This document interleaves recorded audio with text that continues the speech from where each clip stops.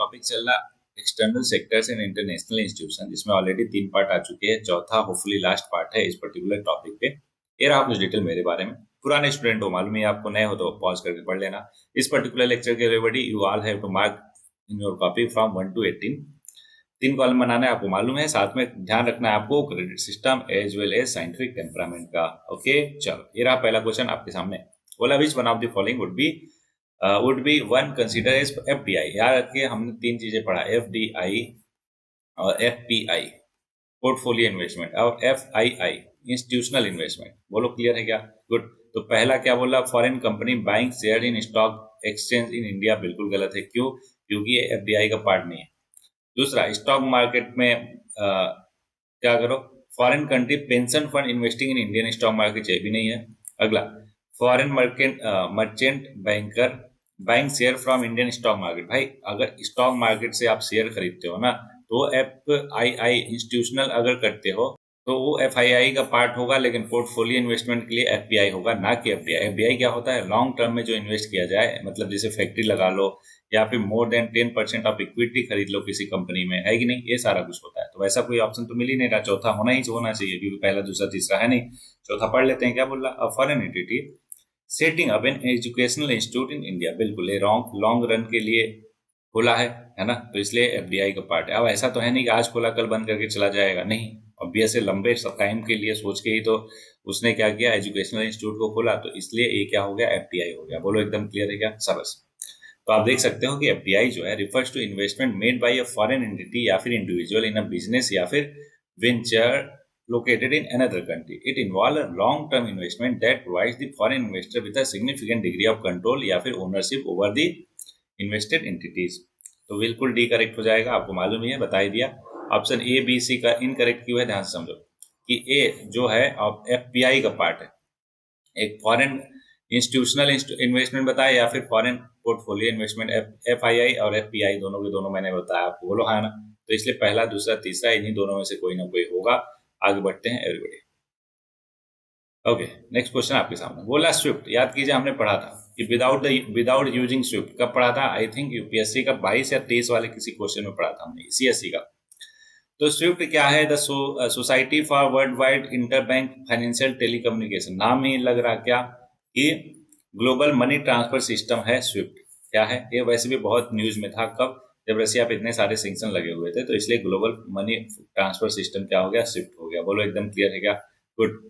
तो स्विफ्ट देखो क्या है, global messaging network used by financial institution worldwide to securely exchange information and instruction related to financial transaction. It provides a standardized and secure platform for the transfer of financial messages between banks or other financial entities. साथ में SWIFT facilitate various type of financial transaction including international money transfer, payment instruction, trade finance messages और security transaction.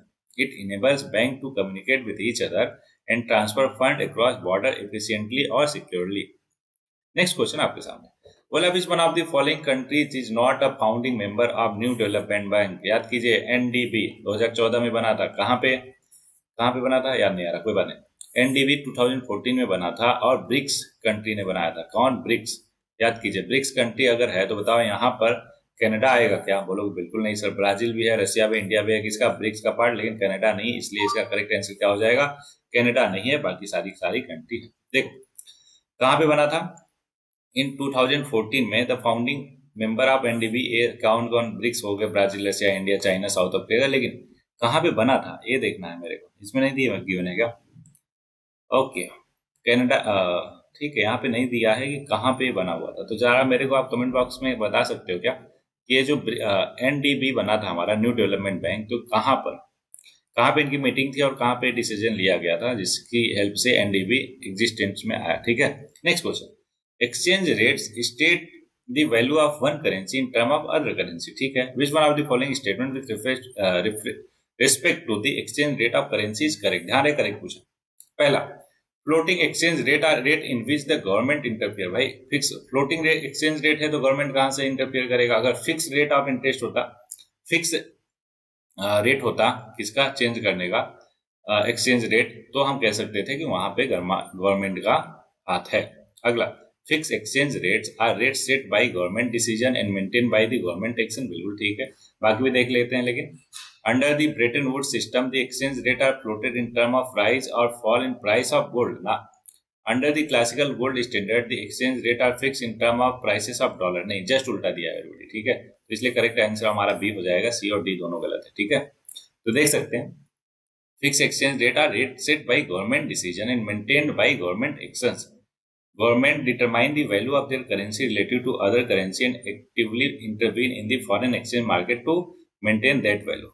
बाकी option A जो है incorrect है, आपको मालूम है, बता दिया मैंने। सी जो है वो क्या है, इनकरेक्ट है। Under the Bretton Wood system which was in place from 1944 से लेकर 71 तक, exchange rate were fixed not floated, currency were pegged to the US dollar which was in turn tied to the price of gold. Option D जो है incorrect है, क्यों? क्योंकि under the classical gold standard which prevailed during the late 90s or early 20th century, exchange rate were not fixed in terms of price of the dollar. Instead, currencies were directly convertible into fixed amount of gold. The exchange rate were determined by the gold content of each country। मैंने बताया ना, just उल्टा opposite दिया था। सब prime crisis is एक term है जो एसोसिएटेड है किससे? तो इकोनॉमिक रिसेशन से एसोसिएटेड है, आपको ध्यान में रखना है। कैसे समझाना है? The term subprime crisis refer to the financial crisis in the late 2000 caused by the collapse of the subprime mortgage market. It led to global economic recession, including a decline in housing prices, financial institution failure और high unemployment rate। देख रहे हो कितनी सारी चीजें हो रही। The crisis had significantly and wide-ranging effect on the global economy। तो इसलिए जब भी सब प्राइम क्राइसिस आप नाम सुनो तो क्या बोलोगे आप? इकोनॉमिक रिसेशन की बात चल रही है। फिर से देखो डिवैल्यूएशन ऑफ मनी आ गया, कितनी बार आएगा? कोई बात नहीं, जितनी बार आएगा उतनी बार अपन करेंगे। कैसा? Correct. Devaluation of currency will be more beneficial if price of domestic good remain constant, नहीं export become cheaper to import. बिल्कुल सही है एवरीबॉडी। एक्सपोर्ट जो है हमारा और चीपर हो जाए इंपोर्ट से, तो उससे हमें ज्यादा से ज्यादा फॉरेन करेंसी आएगी और हमारे लिए बहुत ज्यादा बेनिफिशियल होगा, ठीक है। तो डिवैल्यूएशन का ये सबसे ज्यादा फायदा होगा अगर ऐसा हुआ तो। करेक्ट ऑप्शन बी होगा, और बाकी जो है गलत है, तो ऑप्शन बी जो है करेक्ट हो गया। तो पढ़ लेते हैं एक बार अच्छे से। डिवैल्यूएशन आपको करेंसी रिफर टू पता ही है सबको, है ना। When a currency is devalue it become less expensive relative to the other currency, पता ही है। This means that the price of country's export in term of foreign currency decreases. क्या? This means the price of a country's export, price बोल रहा है ना कि country export हो तो बढ़ेगा, लेकिन प्राइस जो है उसका वो घटेगा। Making them more affordable for importer. अब जैसे सस्ता माल होगा तो लोग ज्यादा से ज्यादा खरीदेंगे। This can potentially lead to a increase in export demand. कितनी बार देख चुका हमने, है ना। Next question, the headquarter of economic social commission for Asia and Pacific कहाँ पे है? बैंकॉक में है, आपको ध्यान में होना चाहिए, ठीक है। बहुत ही ज्यादा फैक्चुअल क्वेश्चन है, बस आपको ध्यान में रहे कि economic and social commission for Asia and Pacific कहाँ पे लोकेटेड है? बैंकॉक में, जो कि थाईलैंड में है। ESCAP is one of the 5 regional commission of the United Nation and serve as the regional arm of the UN for promoting economic और social development. कहाँ पे? इन एशिया पैसिफिक रीजन में। Next question आपके सामने, BRICS leader sign the agreement to stabilise, देखो NDB बताया मैंने ना, तो ये कहाँ पे हुआ था? 2014 में, मैंने बताई दिया आपको, डेट पता ही है। तो वो हो रहा था फोर्टलेजा ब्राजील में। एनडीबी कहाँ पे हुआ था? मतलब कि ब्रिक्स के लीडर ने साइन किया एग्रीमेंट स्टेबलाइज करने के लिए न्यू डेवलपमेंट बैंक को। कहाँ पे? 2014 में, डेट याद है आपको। तो ये हुआ था फोर्टलेजा ब्राजील में। क्लियर है क्या आपको? Option C, good. Next question, under flexible exchange rate system the exchange rate is determined by, flexible exchange rate है तो ऑब्वियस है मार्केट फोर्सेज डिटरमाइन करते हैं, फिक्स होता है तो गवर्नमेंट करती है। प्रीडोमिनेंटली बाय मार्केट मैकेनिज्म, बिल्कुल सही है। सेंट्रल बैंक नहीं, ये भी नहीं, ये भी नहीं, करेक्ट आंसर हो गया ऑप्शन ए। बोलो एकदम क्लियर, शाबाश। देख सकते हैं कि under the flexible exchange rate system, the exchange rate is predominantly determined by market mechanism. This means that the exchange rate is determined by the forces of supply and demand in the foreign exchange market.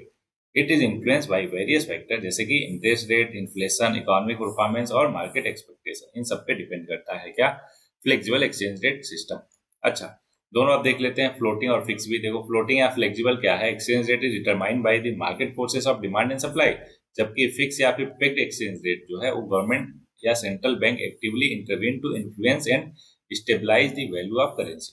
अब manage floating exchange rate की बात करें तो domestic currency exchange rate moves freely based on the market force, but central bank intervene during challenging time to stabilize। मतलब कि ठीक है market mechanism के हिसाब से तो चल रहा है, लेकिन अगर चैलेंजिंग टाइम आ गया, इमरजेंसी आ गया, in that case central bank या फिर गवर्नमेंट इंटरवीन करेगी।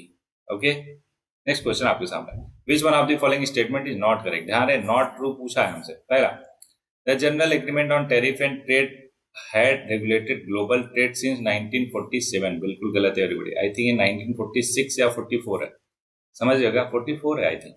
ठीक है, देख लेंगे, यही गलत हो गया, नॉट ट्रू पूछा था, हमारा करेक्ट आंसर ये आ गया। लेकिन बाकी अपने फैक्चुअल क्लैरिटी के लिए बाकी देखेंगे कि GATT was replaced by world trade organization in 1995। बिल्कुल सही बात है। अगला, the most favoured nation principle under GATT provided that preferential trading agreement reached with one country should be extended to other country। एकदम सही है। WTO has been able to cover its agreement for agriculture और textile sector which are the principal concern for least developed countries। तो ये गलत लग रहा है मेरे को। क्या बोल रहा है कि WTO जो है वो has been able to cover, है ना, वो मतलब कि has been able to cover in its agreement the cultural and textile sector which are the principal concern for the least develop country. मुझे ये भी गलत लग रहा है और ये भी गलत लग रहा है, दोनों देख लेते हैं कौन सा, ए या डी होगा, देख लेते हैं। I am not sure about that, तो इसलिए देख लेते हैं, है कि नहीं। तो बोला world trade organization has not been able to fully address and cover the agriculture और textile sector in an agreement to the extent desired by the least develop country. इसका मतलब ये हुआ कि जो हम पहला मान रहे थे 46-44 वाला, आई थिंक वो वर्ल्ड बैंक या IMF का है। ठीक है, तो माफ कीजिएगा एवरीबॉडी, यहाँ पे थोड़ा सा फैक्चुअल गलत हुआ मैं। तो पहला बिल्कुल सही है, दूसरा भी सही है, तीसरा भी सही है, नॉट करेक्ट कौन सा है, चौथा वाला। होपफुली आपको बहुत अच्छे से क्लियर है। ठीक है, ओके, आगे बढ़ते हैं। विच one of the following is not true for south Asian free trade agreement. इसका नाम है SAFTA. It is step toward south Asian custom union और कॉमन मार्केट। बिल्कुल ठीक है। The agreement came into effect in 2006। देखो जहां पे भी डेट ऐसे ईयर दे देता है ना तो कंफ्यूजन बढ़ जाता है। रुक जाओ, अगला देखते हैं। This SAFTA is a trade liberalisation regime. बिल्कुल ठीक है। The SAFTA agreement takes precedence over any other agreement a member country may have with state outside SAFTA। बिल्कुल ठीक है। तो मतलब पहला, तीसरा, चौथा बिल्कुल सही लग रहा है। दूसरा जो ईयर है ना वो मेरे को गड़बड़ लग रहा है, तो ऑप्शन बी मेरे हिसाब से गलत होना चाहिए। देख लेते हैं कौन सा है। सॉरी एवरीबॉडी, फिर से यहाँ पे गलत हुआ मैं। ऑप्शन बी भी सही है, ऑप्शन डी गलत है। क्या SAFTA agreement does not take precedence over any other agreement, मतलब जो पहले एग्रीमेंट चल रहा है बाकी साउथ अफ्रीकन कंट्री का वो चलता रहेगा, वो और बाकी साफ्टा भी चलेगा। That a member country may have with state outside SAFTA.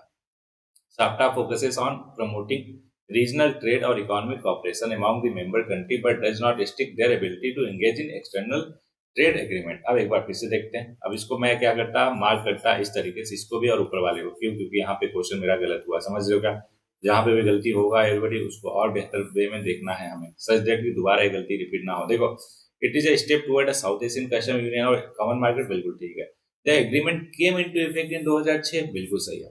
SAFTA is a trade liberalisation regime. एकदम सही है। लेकिन साफ्टा एग्रीमेंट टेक्स प्रेसिडेंट नहीं है, प्रेसिडेंट नहीं लेता। बाकी अगर कोई साउथ अफ्रीकन कंट्री का किसी अदर कंट्री से कोई भी चल रहा है ट्रेड एग्रीमेंट तो चलता रहेगा। ऐसा नहीं उसको बंद कर दो कि साफ्टा में आ गए तो आप नहीं कर सकते, नहीं। इसलिए डी जो है गलत है एवरीबॉडी। ठीक है, एकदम क्लियर हुआ क्या? ओके, तो देख सकते हैं ओवरव्यू आप साफ्टा कि South Asian free trade agreement sign कब किया? 2004 में। और फोर्स में कब आया? 1 जनवरी 2006 में।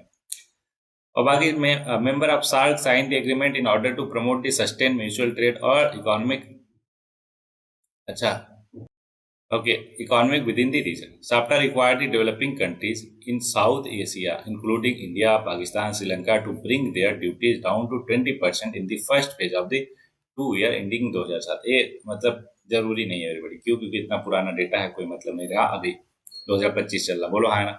Good. Next,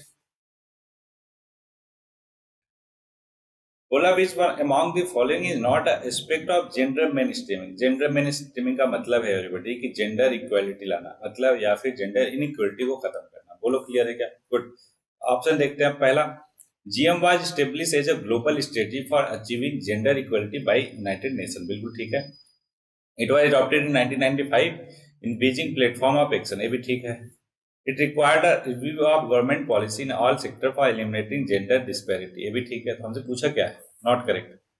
GM was followed by the Convention on the Elimination of All Form of Discrimination Against Women। अब देखो, आपको लग रहा होगा कि ठीक है जीएम ऑफ मतलब कि दोनों के दोनों मतलब बहुत ही पॉजिटिव स्टेटमेंट है, यही सही होना चाहिए एवरीबॉडी, यही गलत है हमारे हिसाब से।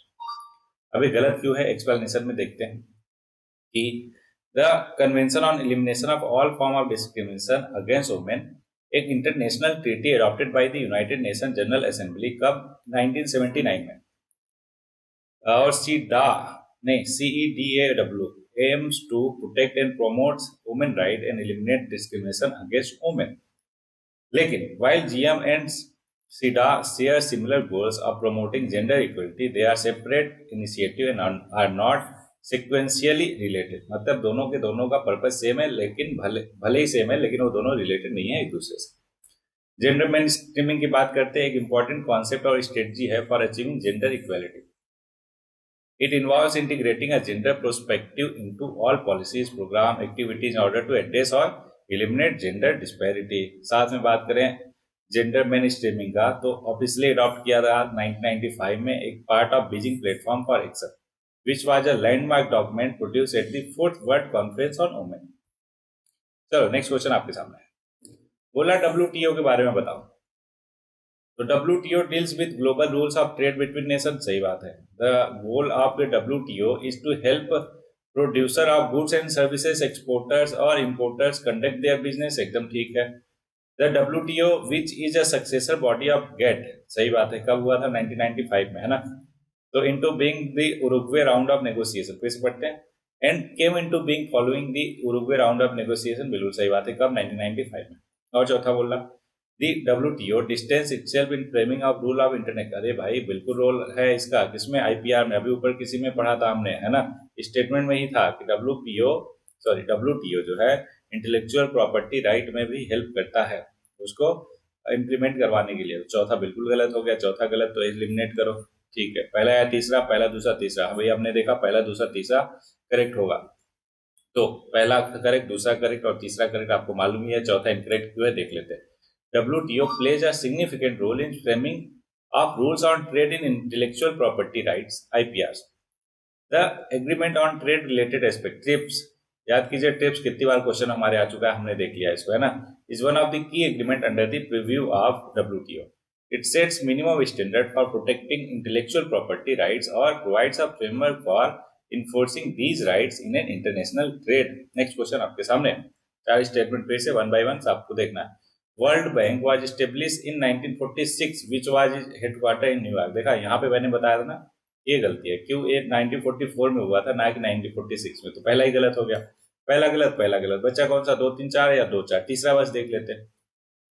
The World Bank is vital source of financial और technical assistant to the developing countries around the world, सही बात है। It is not a bank in ordinary sense but a unique partnership to reduce poverty और support development, ये भी एकदम सही है बड़ी। तो आंसर क्या आ जाएगा? आंसर आ जाएगा बी, दूसरा तीसरा चौथा। तो दूसरा और चौथा भी देख लेते हैं कि World Bank has set for itself the goal to end extreme poverty from the world by 2030, एकदम ठीक है। The World Bank group comprises 5 institution, बताया ही था मैंने आपको, manage by their member countries in order to promote shared prosperity by fostering the income growth of bottom 40% for every country, ये भी एकदम सही है एवरीबॉडी, है ना। दूसरा तीसरा चौथा एक्चुअली एकदम करेक्ट है, पहला गलत है, क्यों मैंने बता दिया, 1944 है ना कि 46 है। बोलो क्लियर हुआ क्या? गुड। तो कहाँ पे है हेडक्वार्टर? इन वाशिंगटन DC में है और न्यूयॉर्क में भी नहीं है, इसलिए ये भी गलत है। बोलो क्लियर हुआ क्या? ठीक है, हेडक्वार्टर कहाँ है? वाशिंगटन DC में, ना कि न्यूयॉर्क में। अब वो जो 5 ग्रुप है, 5 ऑर्गेनाइजेशन मिल के वर्ल्ड बैंक बनाती है ना, वो आप अच्छे से ध्यान से देख लो। पहला है IBRD, 3 ऑलरेडी हमने देखा, IBRD, IDA और IFC, बाकी 2 मीगा है और ICSID है। ये भी किसी न किसी क्वेश्चन में हमने ऑलरेडी देखा ही है ना। तो अभी ध्यान रहेगा कि आपको international bank for reconstruction and development, IBRD एक हो गया, ठीक है। दूसरा क्या होगा? International development association, IDA। तीसरा हो जाएगा इंटरनेशनल फाइनेंस कॉर्पोरेशन, IFC। चौथा हो जाएगा मीगा। क्या हो जाएगा? मीगा का फुल फॉर्म क्या है? Multilateral investment guarantee agency, multilateral investment guarantee agency. और पांचवा हो जाएगा ICCID, मतलब इंटरनेशनल सेंटर फॉर सेटलमेंट, है ना, सेटलमेंट ऑफ इन्वेस्टमेंट डिस्प्यूट्स। तो ये 5 के 5 ग्रुप को मिला के हम वर्ल्ड बैंक बोल देते हैं। क्या बोल देते हैं एवरीबॉडी? World bank. याद रहेगा क्या आपको? सब। चलो नेक्स्ट क्वेश्चन पे आते हैं। बोला IMF is United Nation specialised agency. बिल्कुल सही बात है। IMF was founded at the Bretton Woods Conference in 1944 to secure international monetary cooperation। ये भी ठीक लग रहा। The objective of the IMF is to stabilize currency exchange rates or to expand international liquidity access to the hard। ये भी ठीक है। पहला दूसरा तीसरा सही होने चाहिए। ठीक है, देखते हैं। बिल्कुल सही है एवरीबॉडी, है ना, कोई टेंशन वाली बात नहीं। 1944 में ये भी है और वर्ल्ड बैंक भी है, दोनों के दोनों है। ठीक है, ध्यान रहेगा आपको। गुड। अब बाकी जनरिक स्टेटमेंट है इसलिए करेक्ट हुआ तीनों के तीनों। अगला बोला which of the following theory form the basis of international trade. क्या form the basis of international trade? ये तीनों के तीनों क्या है? थ्योरी है। तो देखो कुछ ना कुछ बियरिंग तो इंटरनेशनल ट्रेड पे रहेगा ही रहेगा तीनों का, तो इसलिए करेक्ट आंसर इसका डी है। लेकिन ऐसे आपको मार्क नहीं करना है, आपको जानना है क्योंकि बहुत ही फैक्चुअल क्वेश्चन है। इतना थ्योरी किसको याद रहता है? लेकिन अभी आप जान लो कि absolute cost theory state that country will specialise in producing and exporting goods and services that they can produce at a lower absolute cost compared to other country। obvious है। अगला कंपैरेटिव कॉस्ट डिफरेंस थ्योरी क्या बोलता है? also known as the theory of comparative advantage urge that countries should specialize in producing and exporting goods or services in which they have a lower opportunity cost compared to other countries। ठीक है, opportunity cost आपको मालूम है, cost of foregoing the next best alternative when making a choice। Country analyze the opportunity cost of producing various goods or services and make decision on specialization and trade based on those costs। वो लोग clear हुआ क्या? By understanding and applying these theory, countries can optimize their production efficiently, achieve higher overall output और consumption level and benefit from international trade। मतलब तीनों के तीनों का बियरिंग है किस पे? इंटरनेशनल ट्रेड पे। बोलो क्लियर? गुड। नेक्स्ट क्वेश्चन बोला which one of the following statement about Marrakesh treaty is correct. अभी पढ़ लेंगे हम मराकेश ट्रीटी के बारे में भी। बोला main goal of the treaty is to create a set of mandatory limitation and exception for the benefit of blind and visually impaired. बिल्कुल ठीक है। India has ratified the treaty. ये भी ठीक है। The treaty has came into force from July 2024। ये गलत है, ये हुआ था जून 2013 में। कैसे? बहुत ही फैक्चुअल नॉलेज है इसलिए आपको भी ध्यान रखना है। तीसरा गलत है, तीसरा गलत है, पहला और दूसरा सही, तो ऑप्शन बी हो जाएगा कि हाँ इंडिया ने रेटिफाई किया है। आपको लग रहा होगा इंडिया कैसे रेटिफाई करेगा, भाई किया है। क्या है? Marrakesh treaty to facilitate access to published work for person who are blind, visually impaired या फिर otherwise print disabled, aim to address the book famine faced by people with print disability. ध्यान रखना है आपको मराकेश ट्रीटी इसके बारे में, किसके? ब्लाइंड पर्सन के बारे में। क्लियर है क्या आपको? गुड। दूसरा करेक्ट है कि इंडिया ने क्या किया? रेटिफाई किया है इसको। कब? जून 24 को 2014 में, becoming one of the early adapter of the treaty. तीसरा गलत है, क्यों? क्योंकि जून 2023 में क्या हुआ था? एडॉप्ट किया गया था, ना कि 14 में। बोलो क्लियर है क्या? Good. It came into force on September 30, 2016। The treaty required ratification by 20 member country of the World Intellectual Property Organization, विपो जिसको बोलते हैं, टू एंटर इनटू फोर्स।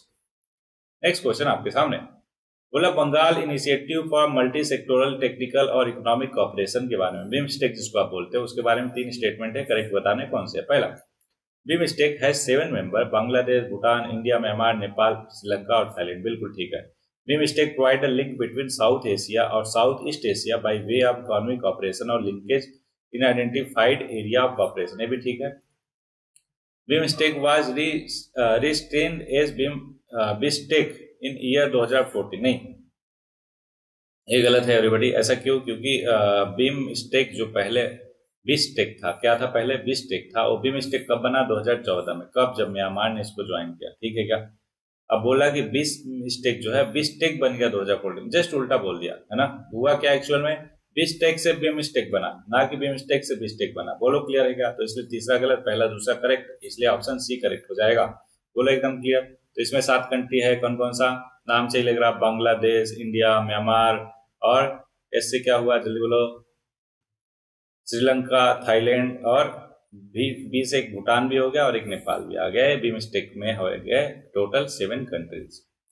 और बाकी दूसरा स्टेटमेंट सही है, पता ही आपको। तीसरा गलत है, मैंने बता ही दिया आपको। ठीक है, तो इस लेक्चर में एवरीबॉडी इतने ही क्वेश्चन थे। होपफुली ये क्वेश्चन आपको बहुत अच्छे से क्लियर होंगे, कहीं पे कोई भी डाउट वेरी परेशानी नहीं रहा होगा। अगर है भी तो कमेंट बॉक्स में कमेंट करके पूछो ना, डिस्कस करते हैं अपन, है कि नहीं। तो जैसा कि लास्ट में 2 लाइन रहती है आपके लिए मेंस के लिए, साथ में जीवन को जीवंत रखने के लिए। तो आज के लिए है कि a ship is safe in harbour but that's not what ship are build for. मतलब ये जो जहाज है ना, वो देखो हार्बर में तो सेफ है, कोई दिक्कत परेशानी नहीं है उसको, लेकिन उसके लिए वो थोड़े ना बनी है कि नहीं। सेम मैनर में एवरीबॉडी, आप अगर योद्धा हो, जाबांज हो, फाइटर हो, तो आप अगर पार्टिसिपेट ही नहीं कर रहे हो किसमें, युद्ध में, तो बताओ किस बात का क्या मतलब रहेगा आपके फाइटर होने का। यहाँ पे युद्ध क्या है एवरीबॉडी, आपके ड्रीम, आपके गोल, जिसको आपको अचीव करना है। तो ये संसार जो है क्या है, एक युद्ध क्षेत्र है जिसमें आपको उतरना पड़ेगा। क्यों? क्योंकि आप फाइटर हो, आप इसी के लिए बने हो। बोलो क्लियर हुआ क्या? गुड। सो इस लेक्चर में एवरीबॉडी इतना ही। पढ़ते रहो, लड़ते रहो और आगे बढ़ते रहो और पढ़ते रहो।